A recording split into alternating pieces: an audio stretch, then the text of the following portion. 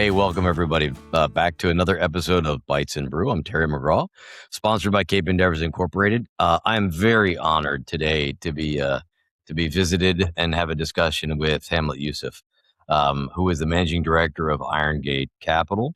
I don't want to butcher your background, but truly, you have spent time in and out of the government in the world of high finance, helping to enable the United States globally, and enable the defense of this country. And you're truly a patriot.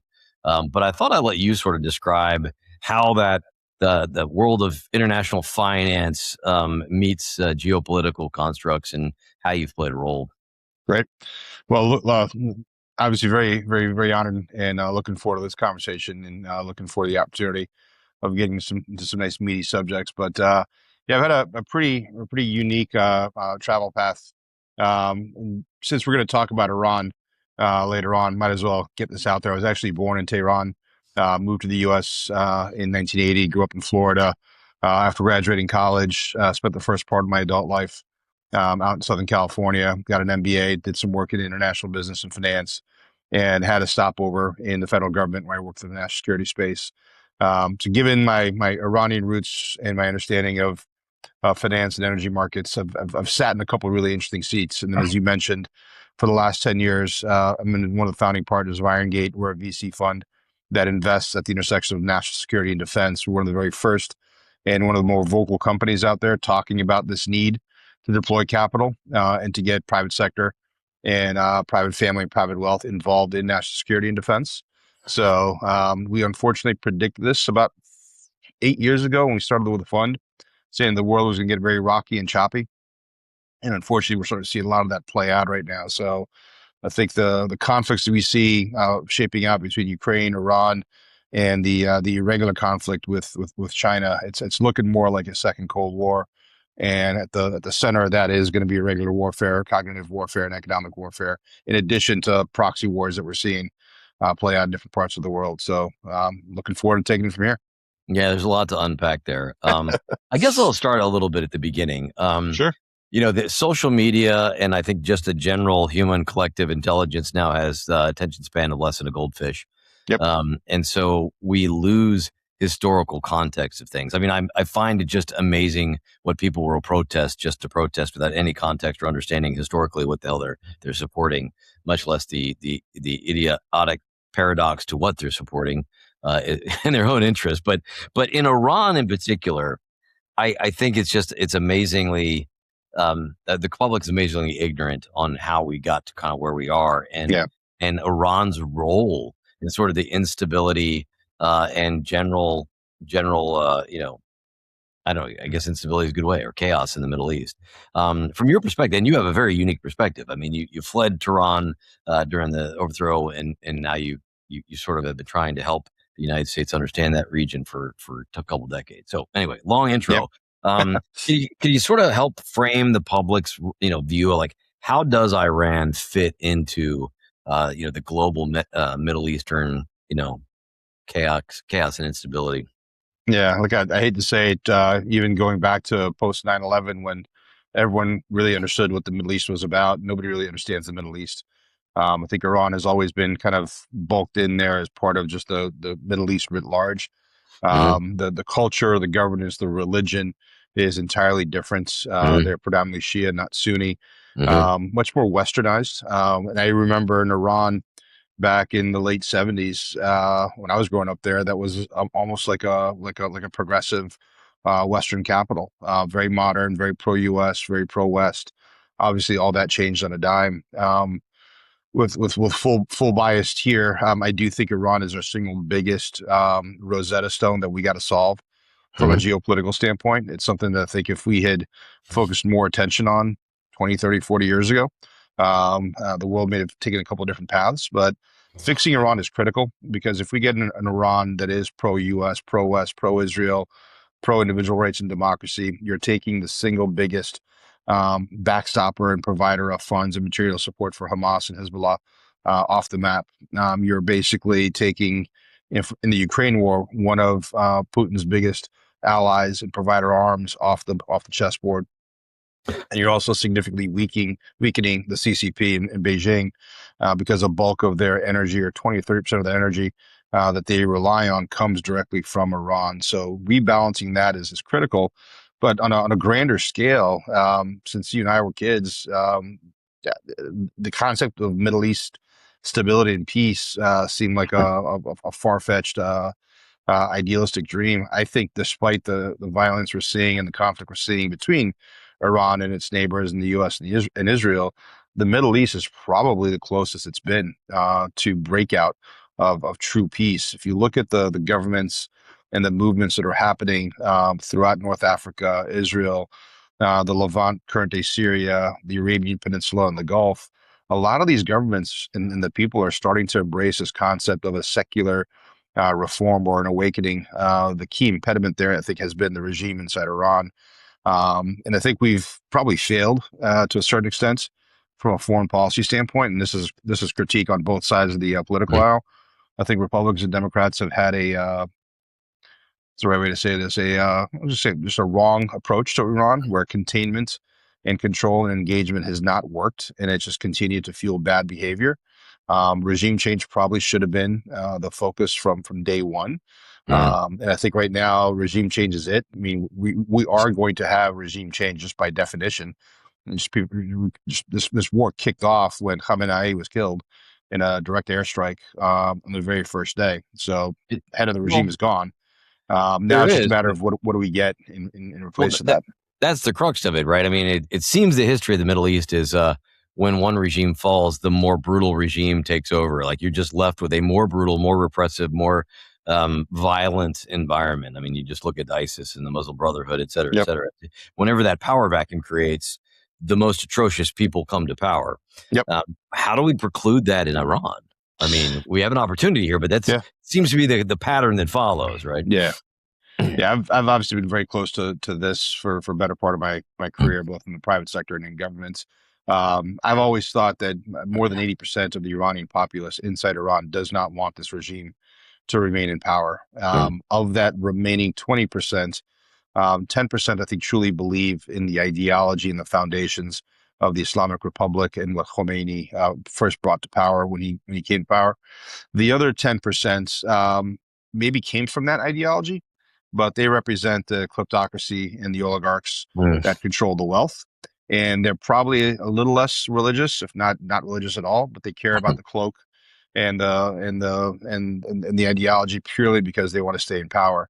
What's happened with Iran, particularly under the IRGC, the Islamic Revolutionary Guard Corps, which is not the military, it's the Praetorian Guard of the regime, is they've consolidated power inside Iran for the better part of 20 years. So the folks that are in charge right now are truly beholden to the hardline ideology of the regime. That mm, number is probably less than 10% of the population. So if we had just gone in and that first strike that took out Khamenei and I think 40 senior IRGC and IRGC leadership and regime leadership to include hurting his son Mujtaba, if we had just done that and walked away, then yeah, I think we definitely would have been saddled with a much worse regime, mm, as bad, if not worse. But what's happened over the last 3 weeks, if you pay attention to what Israel and the U.S. are doing, the U.S. is directly attacking the regime's ability to wage conventional conflict and war against us and our neighbors or their mm, neighbors.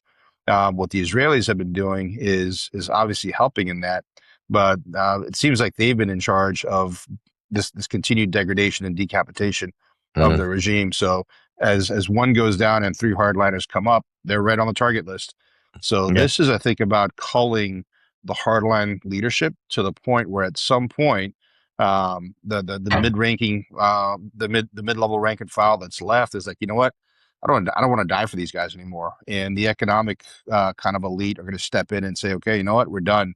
And I think you're starting to see parts of that. I mean, Ali Laranjani, who was basically their equivalent of head of their national security, their National Security Council was killed last week, and there's a lot of speculation that him and some of the other targets were basically found and targeted not because of exquisite remote sensing and targeting, but through human operations.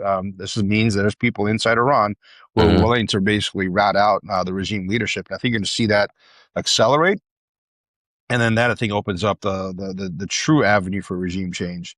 Now, what that looks like, it's anyone's guess. I mean, we could end up with a very true progressive Western style democracy, or we could end up with a Putin style kleptocracy and oligopoly of folks that are in charge that Mhm. are probably not the best people in the world, but they're not religious hardliners. So I guess it's a less bad version of what we have right now.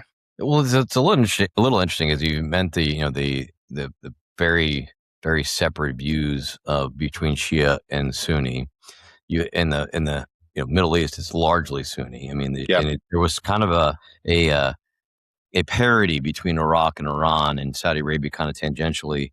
And when we removed Iraq from that player, we had the massive instability. But it seemed to me that accelerated the regional hegemony of Iran Yep. through a network of terror. But underneath that network of terror, it's funded by something. Yep. Right. I always say, if you want to find out the motivation of the evil, follow the money. You know this. That's what you specialize in, is Yep. helping us understand where that money flow is. Do we understand that and how that funds the terrorist networks and who's providing that money? I mean, you talked about. I kind of wanted to peel back that layer to sort of talk about how that fits to Russia and China, because Mhm. I think it's kind of like that 3D chess we're playing. And what are your thoughts on sort of the money piece to this?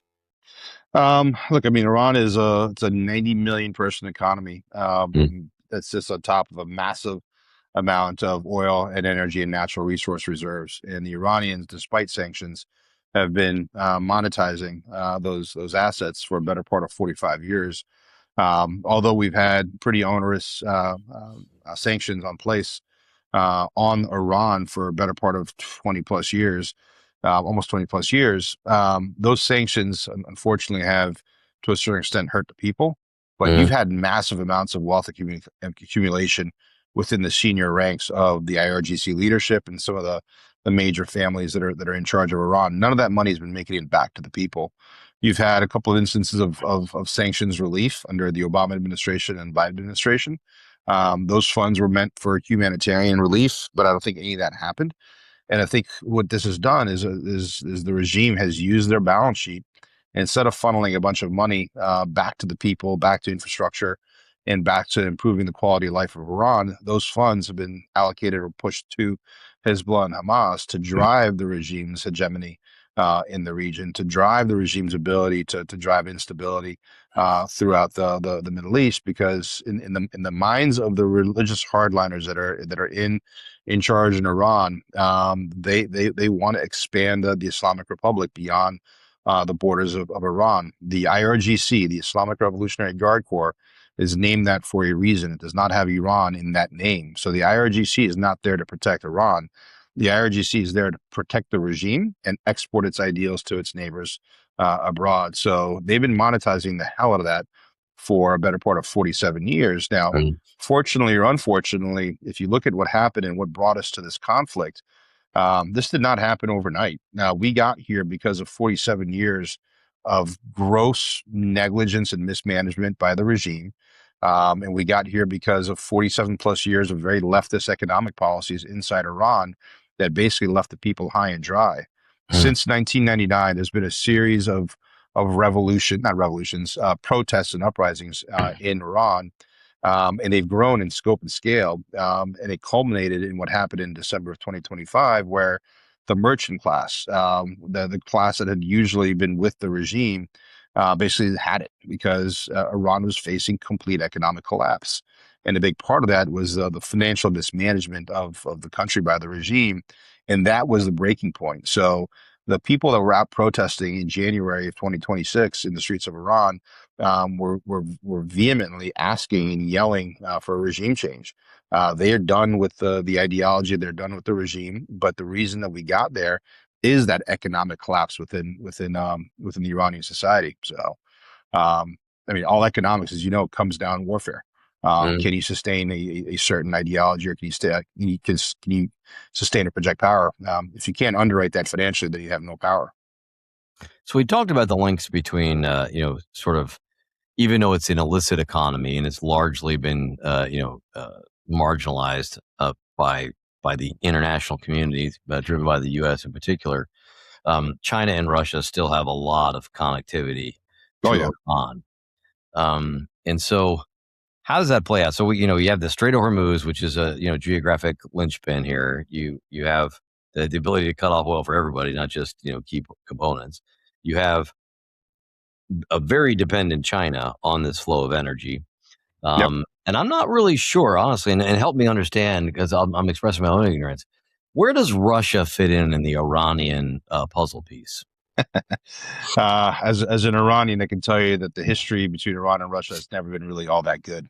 Mm, Just like the history between China and Russia has not been all that good. But Russia has always wanted to use Iran as an access point and as a foothold in the Middle East. So after World War II, one of the first really contested cold battles of the Cold War was for the control of Iran. In the 1950s, Mossadegh, who was a quote unquote duly elected president of Iran, began to nationalize the interests of the energy sector, mm, and very quickly began to have a very warm relationship with the Soviets.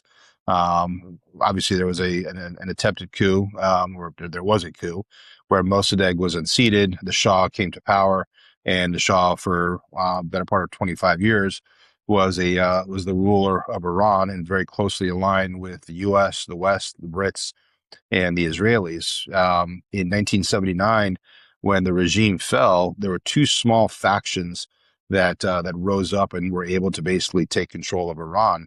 It was Khomeini and his group of religious political Islamists, and it was the MEK, which was a Marxist organization that, based on open source reporting, had strong mm, ties to the Soviets, and some people speculate the KGB. So they've been that proxy go-between for a better part of 50 years right now between Russia and the West. When Ukraine war kicked off, in some of my early podcasts and in my interviews, I noted that we're in the beginnings of a three-act tragedy. This goes back to 2022, mm.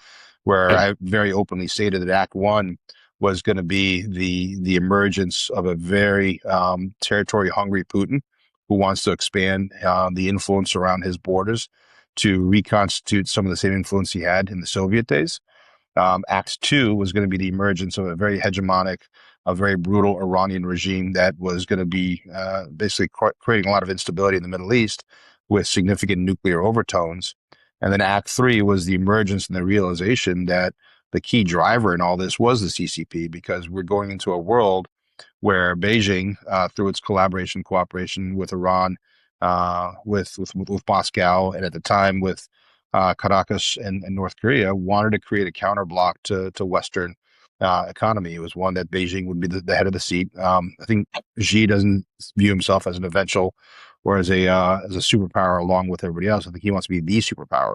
Right. And I think they wanted to break the global world order of economics and governance and replace it with the Beijing model. So that's why, if you look at the instability in Ukraine, if you look at what happened with Venezuela, the rattling around Cuba, and obviously the Iran conflict, none of these should be viewed as independent geopolitical hot brush fires. These are hot proxy wars that I think all have connectivity into what Beijing is trying to accomplish.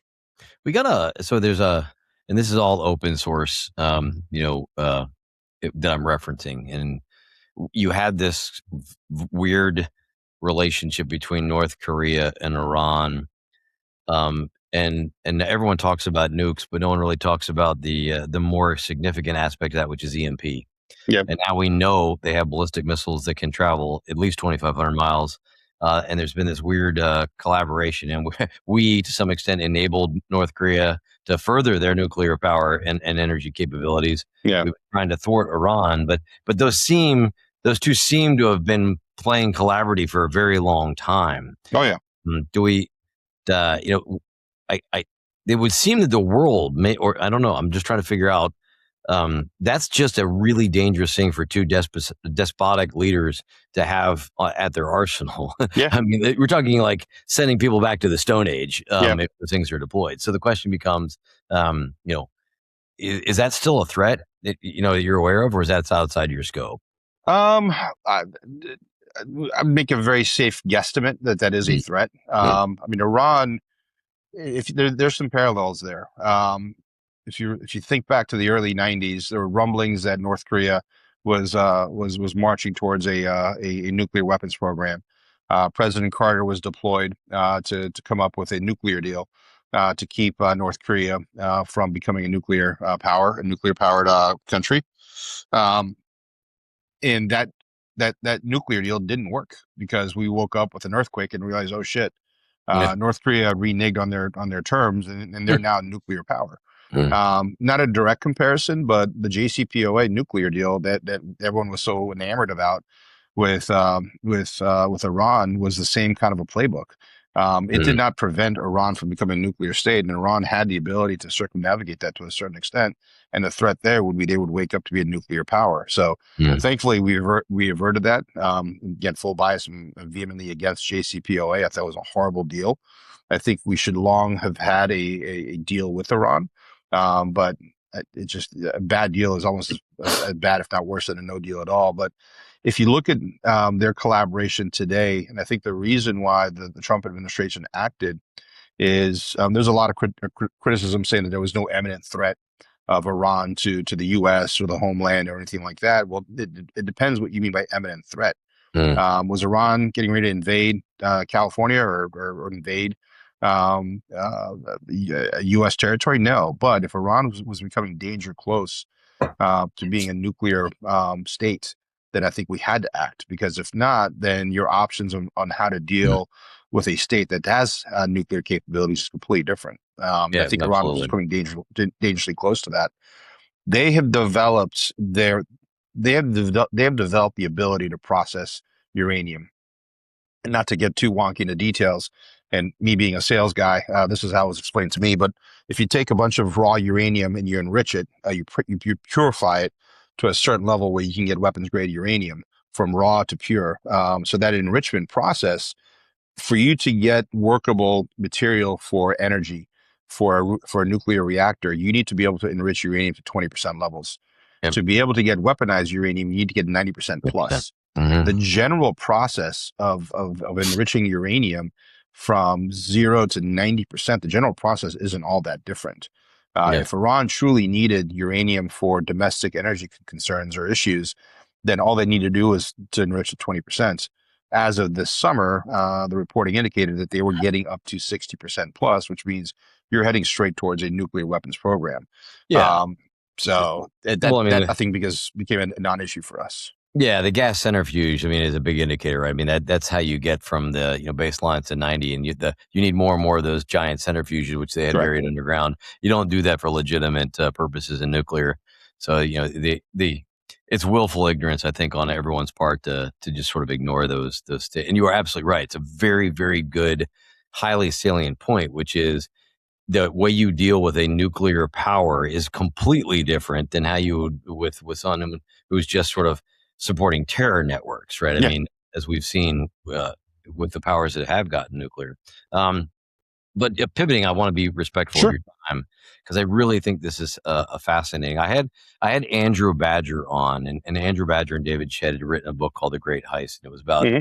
China's espionage. And one of the chapters in that book addressed VC directly, meaning and how China has really mastered lawfare and venture capital as a way to steal IP directly. Like, I Yep. mean, legally. There's all that kind of normal espionage, but then I'm just going to come in and use money as the hook.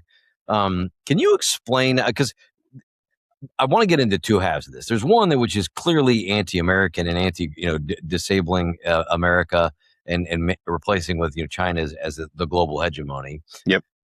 But there's also the role that people like you play in finance that help enable the United States to combat that. And so there's this. I don't want to pigeon it as all evil. Right? Yeah. You're enabling companies to defend us. So, Yep. so on the first half, how does China use it negatively? And then on the flip side, how do you use it positively?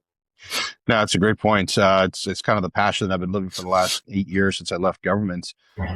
We started this fund back in 2016, 2017, and became one of the very vocal proponents of investing in early stage tech, because we realized that one of the biggest investors in Silicon Valley was not the VC community when it comes to deep tech, defense tech. Mm. One of the biggest investors in Silicon Valley was not just the VC community, or InQtel, which is kind of the VC arm of the federal government, but it was the CCP through investing in funds or setting up false RIAs or false funds. They were using our open society and our open capital markets to steal IP from the West and direct it back into China. So we felt it was important to set up a fund that focused on exclusively investing in tech that goes into national security and defense, but also had a very clean cap table. And we could speak very clearly that we knew that the investors in our funds and our companies weren't foreign nationals from adversarial countries. So, and that space has exploded. And what's really has driven that is the pace of change and disruption that's happening in tech across certain verticals. The federal government is too slow, too broken, too lethargic, too bureaucratic to keep up with that pace of change. That innovation is going to come and is coming from the private sector. So when we come in and start creating solutions that disrupt that and feed into that, that also becomes an engine for job growth and job creation and wealth creation here inside the United States. Goes back to what I was saying earlier. If you don't have a strong economic base and can't wage that economic security and economic warfare, you don't have an ability to fight a conventional war. So I think we're seeing a lot of this theory really come to fruition. Unfortunately, between Ukraine, the Israel Hamas conflict, and now the Iran conflict, the role of autonomous systems, the role of private sector tech is reshaping the battlefield. And I don't think people really fully understand what that means. So question, it just, this is a fascinating conversation. And when you're talking, I'm thinking of like something else I really want to ask you, because you have such a wide breadth of knowledge in this. But it seems even if we bring money to the table, it's just me from an outside, we still have a labor problem, meaning the manufacturing of chipsets and whatnot are clearly within the sphere of influence of China. Yep. Whether it be Vietnam, Taiwan, Singapore, you name the area, it is clearly inside their sphere of influence, which is a terrible place for us to be. And we do have some very expensive, minor capability, but we didn't used to have that disparity. But how do we bring that back in an economic way that's feasible, right? I mean, other than just we force it and endure the pain. Forcing and enduring the pain is probably the least desired option, because that then forces us to fight a equal battle with the Chinese economy, and they have that cornered based on manpower alone and lack of care for worker rights. They can out muscle us to a certain extent. So for us to win, it has to come through innovation. And I think that if there's any sector where this really holds true, is if you look at shipbuilding and maritime warfare. I'm just looking at what's happening in the Straits of Hormuz right now, and look at what could happen in the South China Sea. If you look at our shipbuilding industry, which used to be the Sea of Japan, by the way. Exactly. Yeah. No one blinked when they changed that. Yeah, maybe that's going to flip back. So, but if you look at that, when it comes to shipbuilding, I mean, our shipyards are decrepit and archaic. They haven't really been innovated in 60, 70, 100 years. There are firms out there like Magnet Defense that are looking to completely upend and disrupt shipbuilding. And we're not going to disrupt it by beating China in a game of numbers where man on man, we're building more ships than them.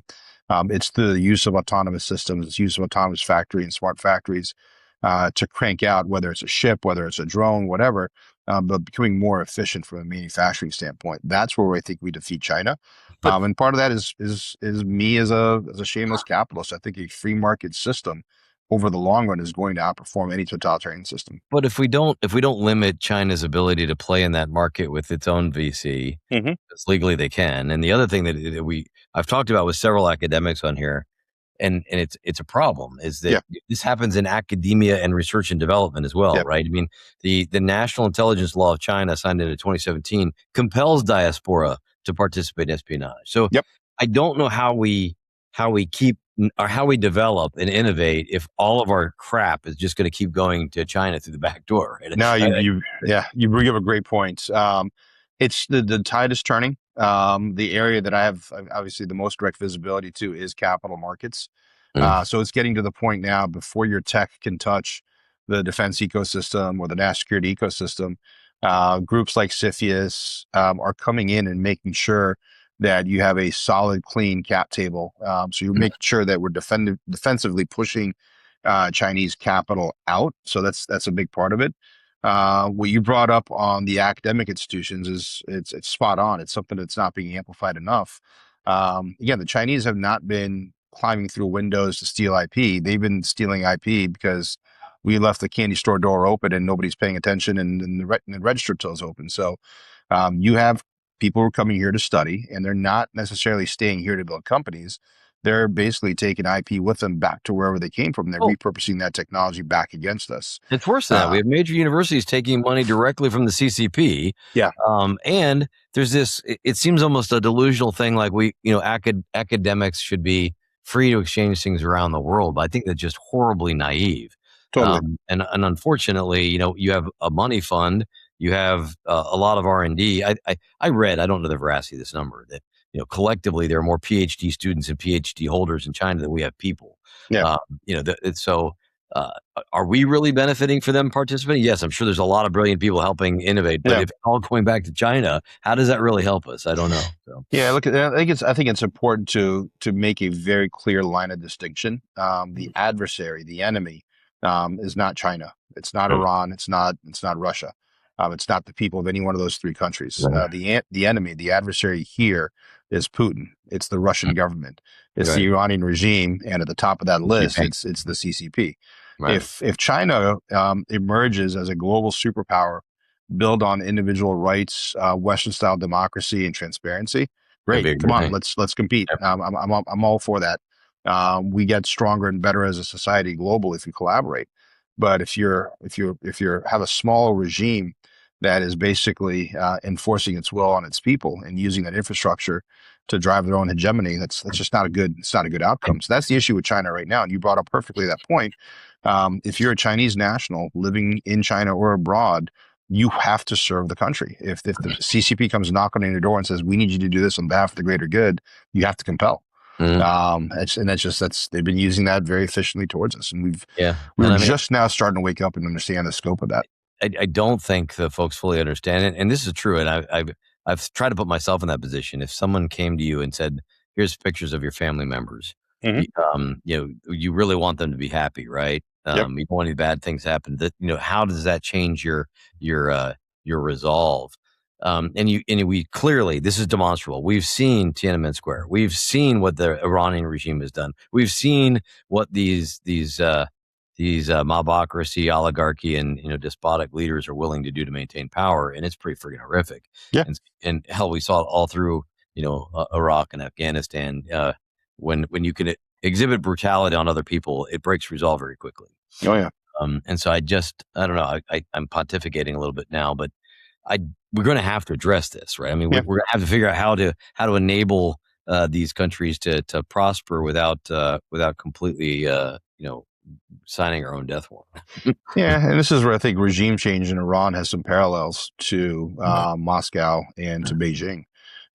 We don't and should not invade Moscow to affect regime change. We should not and do not need to invade Iran or China to enact regime change. What we do need to do is attack their economic ability to wage conflict abroad, and put pressures on their economies to make them realize, make the average people realize, you know what? Those guys that are in charge are wrecking this country. We need to take our own action and force that regime change from the inside out. Now, what you get out of it is a crapshoot, because that playbook is basically what brought down the Soviet Union. If you remember, it was the returning disgruntled soldiers from the Afghan war. They were pissed off at their home country. It was Reagan pushing the Soviets into an unwinnable space race. In an arms race to keep up with the U.S. that caused that economy to collapse. And for the first several years post-Soviet Union, it looked like we had a Russia that was workable and pro-West. And then unfortunately, Putin came in and took over, and it's been downhill ever since then. So the regime change is great. You just got to be mindful of what comes afterwards. But specific to China, Iran, and Russia, I think all three have the same kind of dynamics. All three are led by a very, very small minority that's horrible for the country and horrible for their neighbors. I think all three are on very weak footing that I think can continually be weakened through proper, irregular, cognitive economic warfare. And I think all three are defeatable. The issue is how destructive can they be as they leave the global stage, and then what Sure. comes afterwards. And I mean, look at Iran right now. The regime is a dying regime, but they're doing everything they can to set the Middle East on fire right now.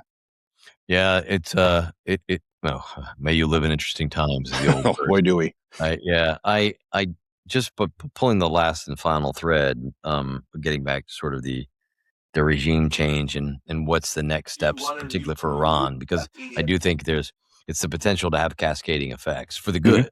Oh yeah, Um, but I read this morning that, and I'm a former paratrooper, part of the 82nd 82nd. 103rd Reserve, and I just saw that one brigade combat team is deployed now, and I mean to the region. Yep. I have no specifics. I have no insight to it whatsoever. I hope the Trump administration is not going to fall into that trap of again committing a long protracted occupation with no clear Yeah. you just sort of this slow trickle effect where you just keep draining resources and you end up less than you were when you got there, and you're weaker and you spent $2 trillion, right? Yeah. Your thoughts on that? Yeah, look, I don't think the Trump administration has any desire for a prolonged war in Iran, but I do see a scenario where boots on the ground in a limited capacity could help basically end this conflict. You do. So right now, the big issue is the regime is playing hostage with the Straits of Hormuz. Mhm. They're trying to use that to squeeze out and damage the global economy and force an uprising of global powers to be anti-Israel, anti-U.S., and anti-war on Iran. That's the regime's effort to basically stay alive. Mhm. The Iranians aren't blockading the straits. They don't have a bunch of ships that are blocking the transit of ships. They don't have minefields in the middle of the narrow passage to sink ships. What they're doing is they're taking pot shots from the coast using very crude drones to disrupt shipping and to disrupt the global insurance market. So with no insurance underwriting, nothing transits the straits. Wow, fascinating. So if you Didn't know look that. at That's actually fascinating. yeah, so if you look at ground deployments and boots on the ground, I think Trump, I'm going to semi-quote Trump, I think he said we bombed the hell out of all their military assets on Karg Island. Mm-hmm. Karg Island is a small little limestone island in the Mm-hmm. western part of the Persian Gulf. It's nowhere near the choke point. But 95% of all of oil processing and refinery goes through Karg Island for export. We destroyed, I think, every last inch of military hardware on that island, but left the energy infrastructure intact. So if there is a scenario where U.S. troops are deployed to take that island, I think it's meant to hold the island, but also at that point choke off the spigot of cash flow to the regime, but also keep the infrastructure intact. So when you have regime change, you have the ability to turn that right back to the Iranian people, so they can use the oil to rebuild our country. If you look at the Marine units that have been deployed now into region, there's probably one school of thought that says that strip of coastline on the northern coast of the Persian or the Arabian Gulf or southern Iran, that's where the Iranians have built bunkers and are launching crude, inexpensive drones to damage and to intercept ships. Well, if you hold that turf and you take away that capability for the Iranians to do that, now you have the ability to lessen the attack threat against ships. Now you can bring in foreign military ships to play a part in this foreign flotilla to open the straits. Once you open the straits, then the regime loses their ability to hold the global economy hostage to exact their own desired outcomes in this conflict. I appreciate those insights. I actually think that's really good for everyone to kind of understand. I mean, you won't hear these kind of analyses on the major media outlets. It's all just political diatribes at this point on both sides. I mean, it's just Totally. it's complete demagoguery on both sides. But I do think that's an insight I hadn't actually considered. And so thank you for sharing that. That's actually probably a very reasonable use of ground troops for that. I'd sign up for that were I still on active duty. But I always worry that it gets scope creep, and then you're putting more and more brigades in there, and now you're trying to occupy towns and become the mayor of Mosul and that bullshit. Where it just that kind of intractable, where we become the governing agency of a foreign nation, is just a fool's errand, and I hope we don't fall into that. So, as veterans of the GWAT, I think we've all learned that lesson. That's something that nobody wants to sign up for right now. Yeah, I hope so. Anyway, yeah, got a lot of sand in my boots for that reason. So, again, this is more just an acknowledgement of all the things that you're doing in the venture capital space in your advisory role. You have a very prolific blog, Substack, that you're providing a lot of insights in. I was reading through it. It's a lot of really good content and well written too, by the way. And so I highly encourage the audience to, if they want to get more information about that. But the underlying theme is that you really are a patriot. You are taking what you know in this space to enable companies to help support the defense industrial base and our citizens, and try to bring some stability to the world. So I applaud you. It's a really innovative way to go about doing it, and you're very effective at it. And I hope more people learn about it. Well, listen, I want to thank you for the opportunity and the platform. This is something I'm very passionate about. As an immigrant to this country, naturalized citizen, I became Americanized under Reagan. So I fully believe in kind of the American exceptionalism, free markets, and capital markets being the key driver for this country. I think we live in a very interesting time, more than ever. I think you're going to see the future change remarkably in the next 5 or 10 years. And I think at its core, it's some of the areas that we invest in. It's some of the areas that you guys are involved in as an enterprise, but technology is going to reshape the global landscape. Between the late 1800s to the mid 1900s, mid 20th century, the world changed demonstrably. You had 2 world wars, a pandemic, a space race, a Cold War. We went from horse and buggy to oil and powered lamp to the computer age. And technology was the key driver of that change. And that change completely upended geopolitical norms throughout the world. And that took about a 60, 70-year period for that to run through. We're going through that change in about a 10-year period, I think. So technology is going to reshape the world right now. And it's an exciting time to be alive. But I also think we got to be mindful of where and what we invest in, because technology by itself is a tool. It's not benign. It's not evil. It's not benevolent. It's the norms and the rules and the authority we give it that decides whether it's good or not. I think it's, if we navigate these rough waters that we have ahead, I think I'm very bullish in terms of where we're going, but we have some shop we got to navigate. I agree entirely. I can't thank you enough for your time, your insights, and your willingness to share your thoughts and views on this. Enjoyed it. Come back again, brother, or invite us to your blog. We'd love to have a follow-on conversation. For sure we will. So thanks again. Great. I appreciate it. All right. Thanks for your time.